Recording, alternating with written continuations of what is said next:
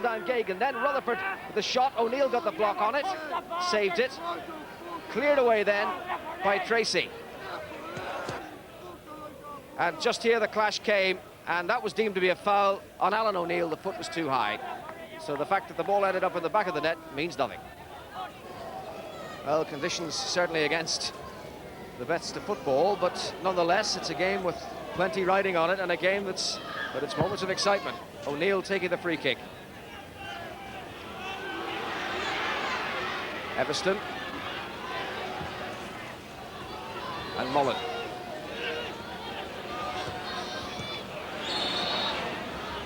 Well, the pictures may look pretty with those diamond effects on them, but pity the poor camera folk on top of the hoists above the stand at Tulka Park in the worst of this weather. Duty calls, needs must, and the job goes on. Here's danger, and Goff happy to let it go past, but it didn't go. Mullen down, penalty. Well, that was bad defending by Shelbourne. Goalkeeper Goff indecisive as that ball came in. Wasn't aware that Brennan could get it back to Mullen, and as Mullen tried to pull it away, down he went under the challenge of Mooney, and that's a penalty to Shamrock Rovers. And the opportunity for John Toll, who's twice been successful from the penalty spot this season, to score his fourth goal and put Shamrock Rovers on terms. And that he does. 33 minutes gone, and the foul by Mooney on Mullen gives Toll the opportunity to level the scores. Goff committed early, Toll finishing it off.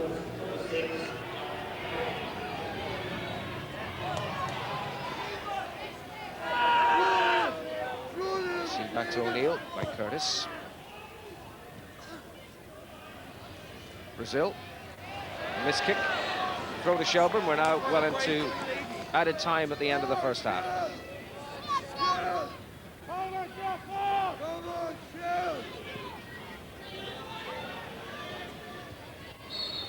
And that's the last action of the first half. Brendan Short blows the whistle. 45 minutes remain as Shelbourne, at the second time of asking, get the second half underway. Harkins with a little header. O'Neill says it's mine.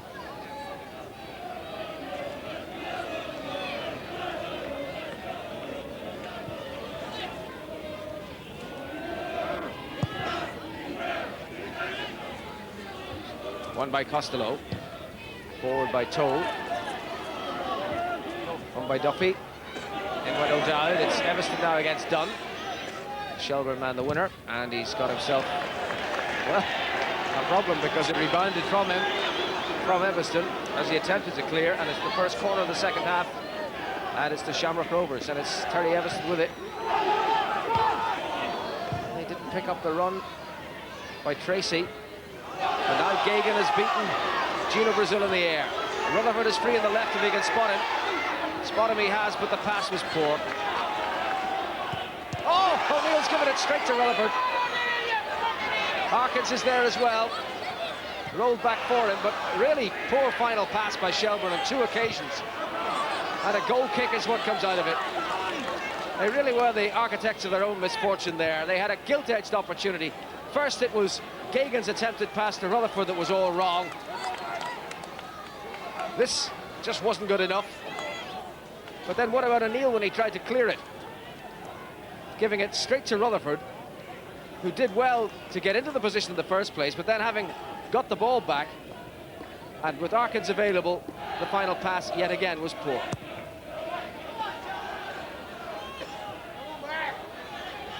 Some sharpening up needed in the front department.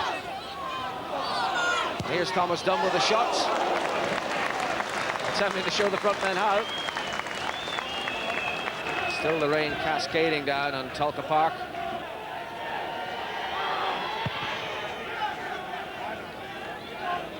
Flood winning, and now it's Harkins. But that's O'Dowd to get it back. Rutherford done and out of the shins of fullback Derek Tracy. And the throw quickly taken. O'Dowd. Everston, O'Dowd. Cut out by Duffy. Costello, away forward by Neville. Harkins after it. The ball winning the race to the touchline.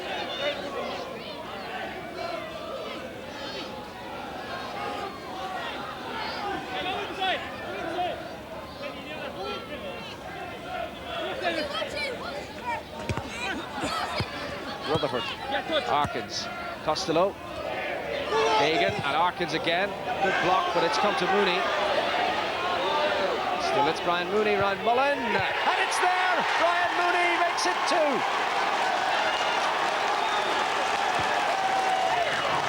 And really all his own work on the midway points in the second half from the tightest of angles. Good block on the shot by Harkins, but Mooney took the responsibility on himself and it rebounded his way. Swept past Owen Mullen. Didn't have much to aim at, but across the bows of O'Neill and into the corner. Colin Murphy issuing the instructions. McGrath.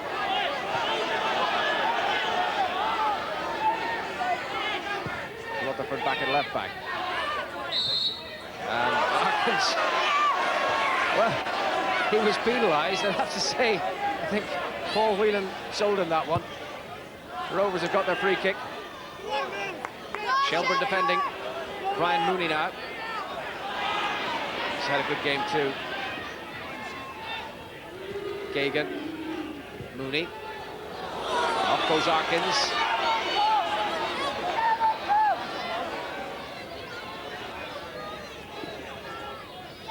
Still Vinnie Harkins.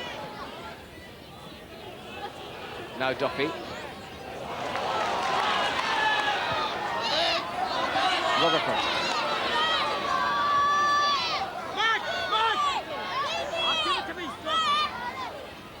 And the ball hasn't gone out. Rutherford with a cross. Here's Gagan.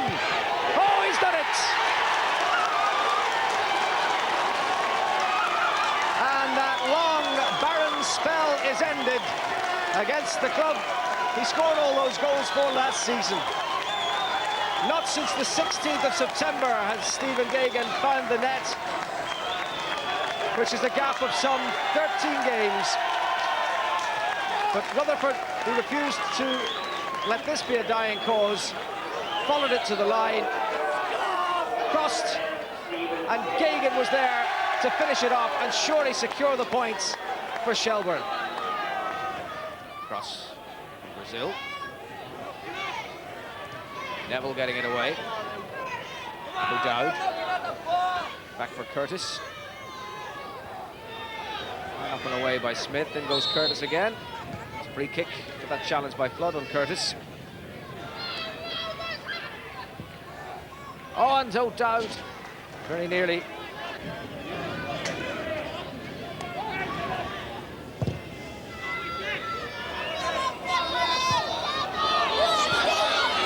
Gagan. Rutherford. Challenge by Tracy, which proves to be the last action of the game. And the Shelbourne revival continues. Colin Murphy makes it 2 wins out of 2. A gritty performance by his team, who, despite losing their early lead, got 2 goals in the second half. The first, a splendid goal by Brian Mooney, and the second, Stephen Gagan's first since September against his old club, and the one that put it beyond hoops reach. Well, Colin, that was a nice way to start your home management career. Yes, I mean, they did well in Cork, and now they've played here against arguably what I would say is maybe one of the most difficult teams to play against in the league, because they've got that difficult system of 3 football players between the fullbacks, the spare player at the back, and it's hard to break the thing down. And we didn't get to grips with the whole thing in the first 15 minutes. I thought they were better in the first 15 minutes. Then as the game went on, you know, we learnt how to play against them, and we got better. And I thought where the players did very, very, very well was that it could have been 2-0, and all of a sudden it was 1-1. And those type of things affect players' mentalities, but they stuck at it, and I felt towards the end they were maybe worth their victory? I thought the first half we played quite well. The first half hour we played particularly well without really threatening their goal. Our football was good, our passing was good, but in the second half we came out and we lost our way a lot. I think our passing let us down mainly. We also gave a silly goal away from our throw and immediately was in the back of the net, but we knew it was going to be hard. They've got some good players over here and there's no doubts it was always going to be a tough one, local derby. That's for sure. Good win, though, by Shelbourne, wasn't it? But there were other games in the Premier Division this weekend. Stephen Alkin begins his roundup now in the Showgrounds, where Sligo Rovers took on a reluctant Cork City.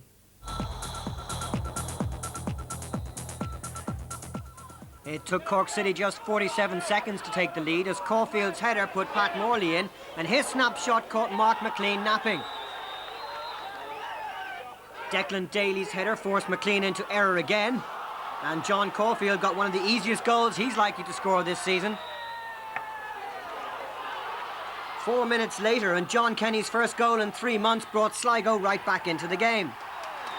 This was a terrific match, but controversy in the second half as Alec Ludzik took down the substitute Eddie Anand. And the referee, Wilf Wallace, had no doubts that was a professional foul. Off went Alex Ludzik. He wasn't pleased. Tommy Gaynor donned the goalkeeper's gloves. And then Ludzik was banished from the sideline. All this before Eddie Anand stepped up and scored for Sligo, 2-2, and they were right back in it. And the winner wasn't long in coming either. Anand again with the cross, John Kenny with the pullback, and Mike Small with his 5th goal for Sligo Rovers, 3-2 in the Showgrounds.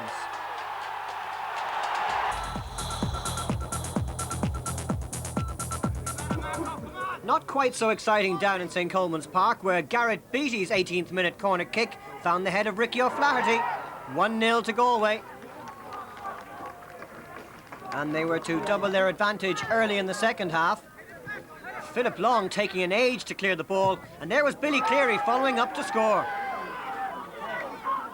With those setbacks, Cove just couldn't get back into it. Mark Herrick's mistake let in John O'Rourke, but 2-1 was the final score.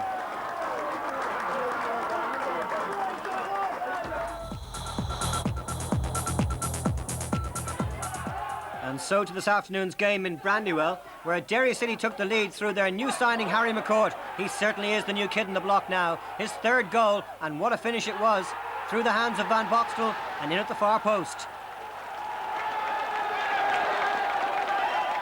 Then a moment of some controversy. Tom McNulty and James Quigley putting their heads together behind referee Michael Tomney, and having taken advice from the linesman, Tomney had no choice and reacted with the red card, which was shown to McNulty.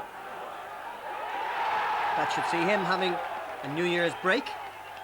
This was a superb game despite atrocious conditions, and Derry's clincher was a beauty. Quigley's shot saved by Van Boxtel, but Hutton coolly heeled the ball from McCourt to give Derry the points. Their 2nd win under Felix Healy, and for McCourt, 4 goals in those victories. Yeah, some good goals there. Confirmation of the results of the week from the Premier Division. Athlone Town 0, Bohemians 0. St Patrick's Athletic 2, Monaghan United 0. Cove Ramblers 1, Galway United 2. Sligo Rovers 3, Cork City 2. Derry City 2, Dundalk 0. Shelbourne 3, Shamrock Rovers 1. The top of the Premier Division now looks like this. The top 3 all lost this week, which leaves Cork still 3 points clear at the top. Derry move into 3rd place thanks to today's win over Dundalk, but it's all wide open once again. At the other end of the table, Athlone still in last place, but now just 1 point behind Monaghan. Shelbourne's win today has now left a considerable gap between them and the bottom 3. Now the results of the day from Division 1. Limerick FC 0, Bray Wanderers 1. Waterford United 1, UCD 2. So in Division 1, UCD are now 2 points clear of Drogheda, but there's just 6 points separating the top 5 sides. So it's wide open going into the busy Christmas period.